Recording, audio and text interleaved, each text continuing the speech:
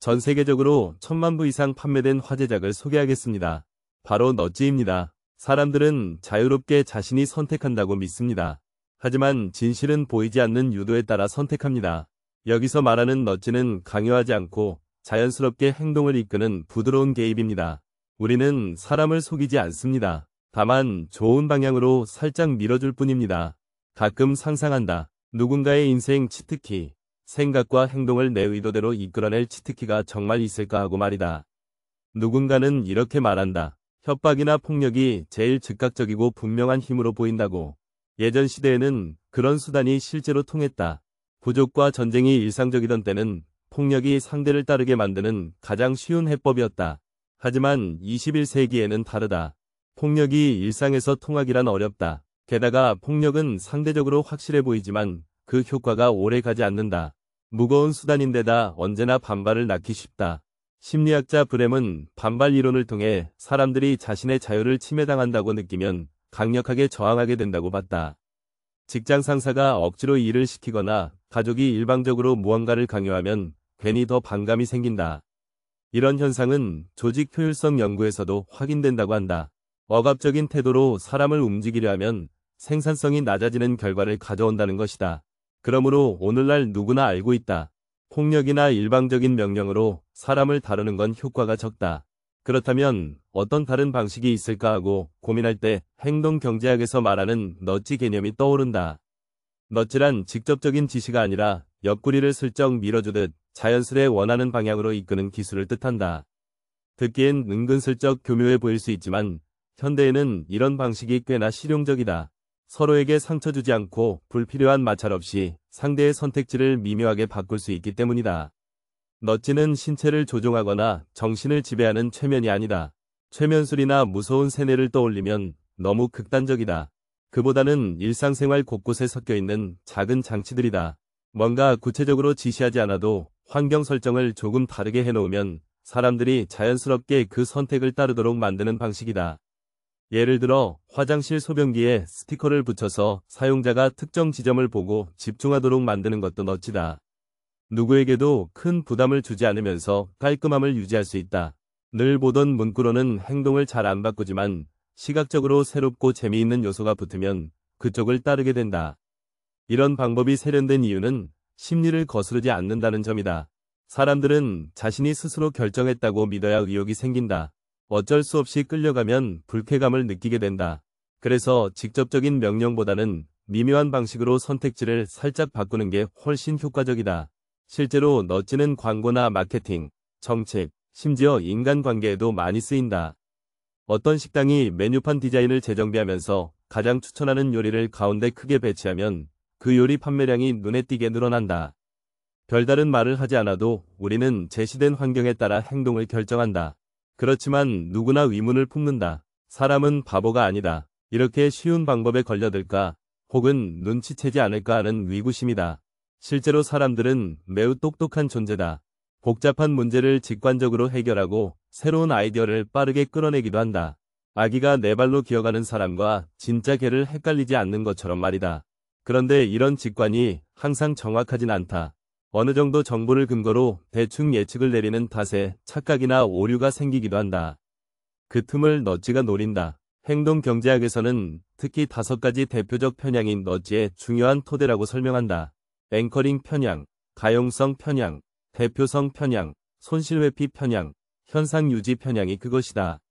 일일이 외우지 않아도 좋다. 다만 이런 특성이 우리 안에 내재되어 있고 그걸 적절히 활용하는 사람이나 조직이 있다는 사실만 알아도 도움이 된다. 하나씩 간단히 살펴보자. 첫 번째, 앵커링 편향이다. 어떤 숫자나 단서를 먼저 제시받으면 그 기준점에서 벗어나지 못하는 현상을 말한다. 큰 수술을 앞둔 환자에게 말한다. 이 수술은 10명 중 1명이 사망합니다. 어떤 생각이 드는가? 위협적으로 느껴지지 않는가? 다르게 얘기해보자. 이 수술은 10명 중 9명이 살아남습니다. 사실상 같은 정보지만 초점이 죽음이냐 생존이냐에 따라 선택이 달라진다. 마케팅에서도 팁 옵션을 높이 설정해두면 손님이 실제로 더 많은 팁을 건네는 경향이 나타난다. 두 번째, 가용성 편향이다. 쉽게 떠오르는 정보일수록 실제보다 더 크게 평가한다. 살인사건을 뉴스에서 자주 접하면 마치 사회 전체가 살인으로 가득한 듯이 느껴진다. 반면 노년층이 앓는 질병이나 조용히 진행되는 질환은 상대적으로 덜 알려져서 그 위험성을 낮게 보기도 한다.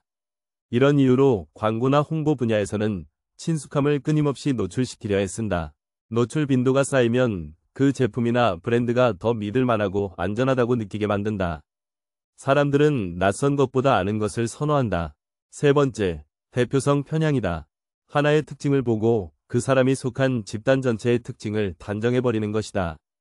예를 들어 버스를 운전하는 사람은 남자라는 고정관념에 사로잡히면 여성 운전사를 떠올리기 힘들어진다. 이런 특성은 그 자체로 경직된 사고를 낳지만 때로는 의도적으로 활용되기도 한다. 누군가 박물관이나 도서관을 자주 간다고 말하면 이 사람은 지적인 취미를 가진 사람이겠구나 하고 인식되는 식이다. 하지만 이런 방법을 쓰려면 정직해야 한다. 진짜로 박물관을 즐기지 않는데도 허세로 말만 하면 언젠가 들통나서 모든 신뢰가 무너질 수 있다. 네 번째, 손실 회피 편향이다. 이미 손에 쥔 것을 잃고 싶어 하지 않는 본능이다. 어떤 실험에서 머그컵을 나눠줬더니 그 머그컵을 받은 쪽은 받지 못한 쪽보다 2배 비싸게 값을 매겼다. 이렇게 우리는 내 것이 된 대상에 애착을 갖는다. 그래서 구독 서비스가 초기에 무료 체험 기간을 주는 전략을 쓴다. 처음엔 아무 부담 없이 쓰기 시작했는데 일정 기간 지나면 그 편리함을 놓기 싫어지는 것이다. 제품 광고에서도 이걸 놓치면 손해를 본다는 식의 문구가 강조된다. 그런 표현을 보면 사람들이 더 즉각적인 호기심을 느끼게 된다. 마지막으로 현상 유지 편향이 있다. 사람은 기존의 상태를 바꾸는 걸 귀찮아하고 불안해한다. 강의실에 처음 앉았던 자리를 굳이 옮기지 않는 것도 비슷한 이유다. 사실 자리 하나 바꾸는 것쯤은 대수롭지 않은데도 괜히 변화를 두려워하는 마음이 작용한다. 너찌는 이 점을 이용해 기본 옵션을 설정한다. 별말 없으면 회의는 월요일 아침에 한다처럼 말하면 사람들은 대부분 그 시간표를 그대로 받아들인다. 기본 상태 그대로 유지하는 게 편하기 때문이다. 여기까지 보면 사람은 의외로 간단해 보이지만 실제로 이런 편향들은 미묘하게 작동한다. 그 미묘함이 너찌의 힘이기도 하다. 억지 명령이나 거친 방식 없이도 우리는 작은 설정만으로 타인의 행동을 바꿀 수 있다. 광고업계나 정치권에서는 이미 너찌를 다양하게 써왔다. 정책 위반자들도 너찌를 활용해 국민 건강을 개선하거나 재정을 건전하게 운영하는 방안을 생각한다. 실제로 노벨 경제학상을 받은 너찌 이론은 사회 전반에서 폭넓게 논의되었다. 하지만 너찌가 항상 선한 목적에만 쓰인다고 볼 수 없다. 누군가는 이 기술을 악용해 사람들을 자기 입맛대로 오도하기도 한다. 인터넷 쇼핑몰의 자동 결제 시스템이 복잡하게 만들어져 있어서 해지하려면 이것저것 귀찮은 절차를 거치게 하는 경우가 대표적이다. 자동갱신 취소가 어렵다면 귀찮아서 그냥 쓰게 되거나 깜빡 잊고 기간이 연장되어 결제가 이어진다. 거기서 발생하는 수익은 업체 입장에서 매우 쏠쏠하다. 이런 모습은 너찌의 그림자다. 그러나 그렇다고 너찌 자체를 배척할 필요는 없다. 시대가 바뀌면서 폭력적인 수단이나 큰소리치는 방식보다 미묘한 심리 자극이 훨씬 세련되고 실리적이라는 점은 분명하다. 또 누군가가 너찌를 쓰는 방식이 너무 과하거나 눈속임이 심하다면 우리도 반발 이론에 따라 금방 거부감을 느끼고 등을 돌린다. 인간은 자유를 빼앗기면 반발한다. 따라서 너찌를 쓴다고 해서 언제나 성공하는 건 아니면 적정선을 지켜야 한다. 예를 들어 택시를 탄 승객에게 팁을 기본 15%로 설정해두면 사람들이 그 금액 정도는 별 저항 없이 지불한다. 하지만 기본을 30%로 설정해 놓으면 너무 심하지 않나 하고 아예 팁을 주지 않으려는 사람도 생긴다. 이런 지점에서 균형점이 필요하다. 강압도 아니고 너무 과장된 요구도 아닌 적절한 수위를 찾는 게 너찌의 핵심이다. 예전에 어떤 사람들은 이런 기법을 꼼수나 교묘한 술책으로만 봤다. 폭력이나 협박 같은 강압은 아니라도 결국 사람 마음을 조종하는 것 아니냐는 시선이다. 반면 또 다른 사람들은 이만큼 효율적이고 평화로운 방식이 어디 있느냐고 주장하기도 한다. 상황에 따라 이 둘은 모두 타당하다. 철학자 마키아벨리는 권력을 장악하기 위해 무자비한 수단도 고려해야 한다고 했지만 동시에 국민의 지지를 얻는 법의 중요성도 강조했다. 오늘날에는 물리적 폭력보다는 심리적 유도가 훨씬 실제적이라 할 수 있다. 너찌를 배우는 목적도 중요하다. 내 소중한 사람들을 더 건강하게 돕거나 친구들에게 좋은 습관을 권장하는 식으로 쓰이면 유익하다. 반대로 허위 광고를 남발하거나 내 이익만을 채우기 위해 거짓 정보를 흘리는 데 쓰인다면 문제가 된다. 현대사회는 이미 정보가 넘쳐나고 누구나 SNS를 통해 영향력을 행사할 수 있다. 그래서 너찌를 모르는 사람만 불리한 상황이 되기도 한다. 차라리 원리를 알아둬야 남이 혹시 나쁜 방식으로 이용하려고 할 때 알아채고 방어할 수 있다. 인간에게는 자유로운 선택의 권리가 있다. 다만 그 선택이 언제나 완벽하게 이성적이지는 않다. 직관과 편향, 집단 심리, 이미지, 익숙함 등 다양한 요소가 복합적으로 작용한다. 누군가는 이 점을 파고들어 제품을 팔거나 정치적 선전을 하거나 특정 사상에 동조하게 만들고 싶어 한다. 너찌가 그 수단이 되기도 한다. 그러나 이 모든 건 적정선을 지킬 때만 서로에게 도움이 된다. 현실 속에서는 살짝만 환경을 바꿔도 꽤 큰 차이가 생긴다. 휴게소 소변기에 설치된 게임 장치를 떠올리면 재미있는 예시가 된다. 빠르게 사용하세요라는 문구 대신 소변기에 작은 목표물을 붙여두면 사용자가 저절로 그 목표물을 맞추려 하게 된다. 많은 사람이 이 선택을 즐기는 쪽으로 자연스럽게 흘러간다. 너찌를 사용해 사람을 움직이는 일이란 바로 이런 식이다. 작은 차이로 사람들의 실제 행동이 달라진다. 사소해 보이지만 생활에서 이런 예는 정말 많다. 무심코 앱을 깔았는데 자동으로 유료 가입이 설정되어 있을 때는 해지 절차를 찾는 게 귀찮아서 넘어가게 된다. 교통카드 앱에서 기본적으로 후불 옵션이 선택되어 있으면 굳이 바꾸지 않고 그대로 쓰게 된다. 음식점에서도 추천 메뉴가 제일 크게 쓰여 있어서 별 생각 없이 시키면 알고 보면 이윤이 많이 남는 메뉴였던 식이다. 이런 사례들은 너찌를 이해하지 못하면 어느새 내 돈과 시간, 판단력을 가져간다. 그렇다면 어떻게 해야 할까? 한 가지 분명한 원칙이 있다. 억지로 사람을 바꿀수록 더 반발이 커진다는 사실이다. 거꾸로 말하면 사람은 자기가 원하는 방향으로 선택했다고 느낄 때 그 일에 훨씬 적극적이고 오래 몰입하게 된다.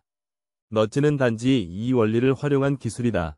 그래서 이거 교묘하네 하고 불쾌감을 느낄 수도 있고 덕분에 서로 기분 나쁘지 않게 이 일을 진행하네라고 생각할 수도 있다. 영화나 게임에서 등장하는 최면은 허구적 요소가 많다.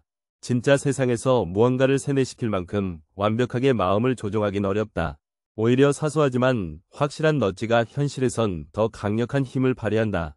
누군가를 협박하면 당장 굴복할지는 몰라도 언젠가 원망과 분노가 치솟는다. 반면 살짝 분위기를 조성하고 마치 내 의견이 좋다고 스스로 깨닫게 만들면 그 사람은 훨씬 자발적으로 움직인다. 가끔 주변 사람들이 말한다. 이런 기술을 배우면 악용할 수 있지 않느냐고. 물론이다. 하지만 그것은 어느 기술이나 마찬가지다. 칼도 잘 쓰면 요리 도구가 되고 못 쓰면 흉기가 된다. 너찌도 그렇다. 내가 주위 사람을 더 행복하게 만들고 나쁜 선택을 줄이도록 돕는 쪽으로 쓰면 좋은 무기가 된다. 또 남이 나를 교묘하게 이용하려 할 때는 이건 현상 유지 편향을 노린 거구나 하고 깨닫고 대응할 수도 있다. 어떤 이는 너찌를 알고 나면 자기가 조종당하는 기분이 들어서 불편하다고 말한다. 충분히 이해된다. 그러나 이미 세상은 이 원리를 풍부하게 쓰고 있다. 차라리 내용을 제대로 배워서 내가 피해보지 않는 길을 선택하는 편이 낫다. 모든 행동이 그냥 우연처럼 보일 수 있으나 누군가는 그 우연을 설계해 두었을지도 모른다.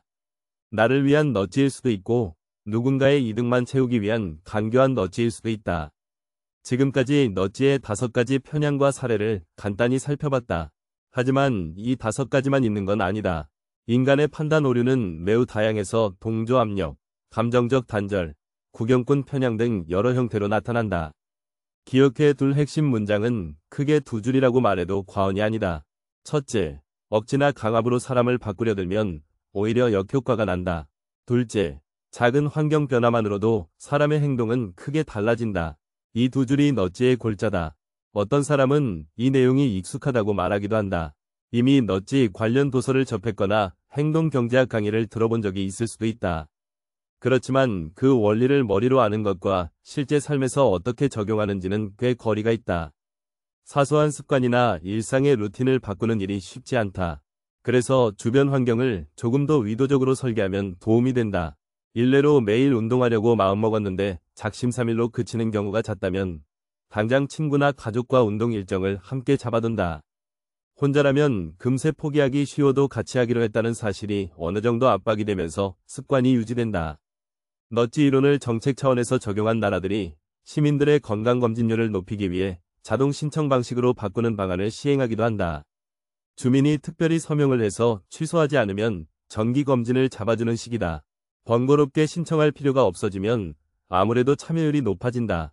한편으로 어떤 이는 너찌가 정말 만병통치약인지 반문한다. 분명 현실에는 때론 강제나 처벌을 가하는 장치도 필요하다고 말한다. 선의의 설계만으로는 비윤리적인 행동을 막기 어렵다는 주장이다. 이 관점도 무시할 수 없다.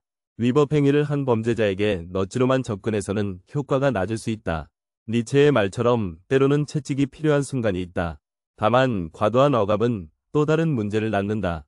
어디까지가 적절한 수준인가는 늘 논쟁거리로 남아있다. 그럼에도 불구하고 다수의 일상적인 상황에서는 미묘한 유도가 훨씬 긍정적으로 작동한다.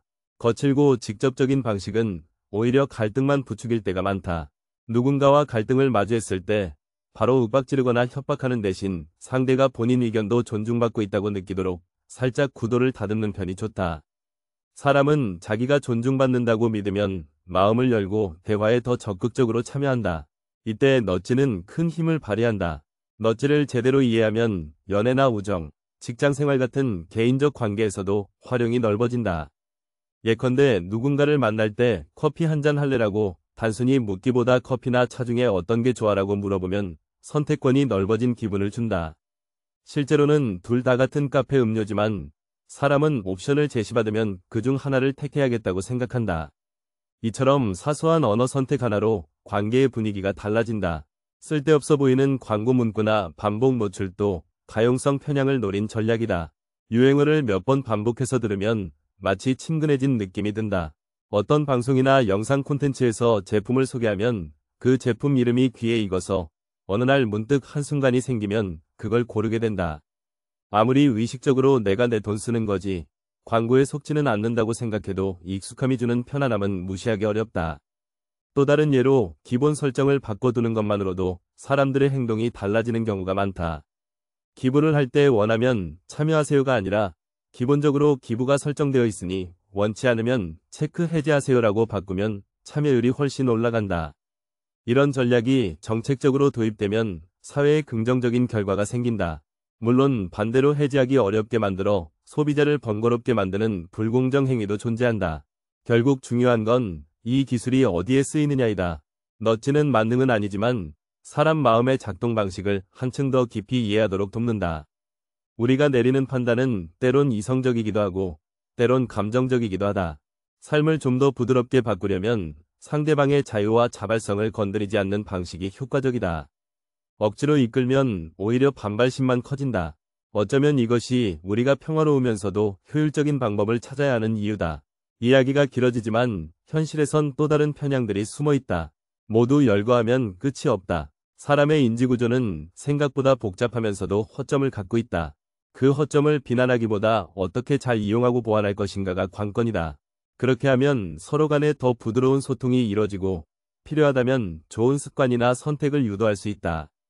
단, 이런 기술을 쓰되 상대가 불쾌함을 느끼지 않도록 주의할 필요가 있다. 팁 선택 옵션을 지나치게 높이면 사람들이 오히려 반발해버리듯이 적정선을 넘으면 너찌가 아니라 강요가 되고 만다. 요즘은 소비자들이 예전보다 훨씬 깨어있어서 숨겨진 의도를 금방 알아채기도 한다.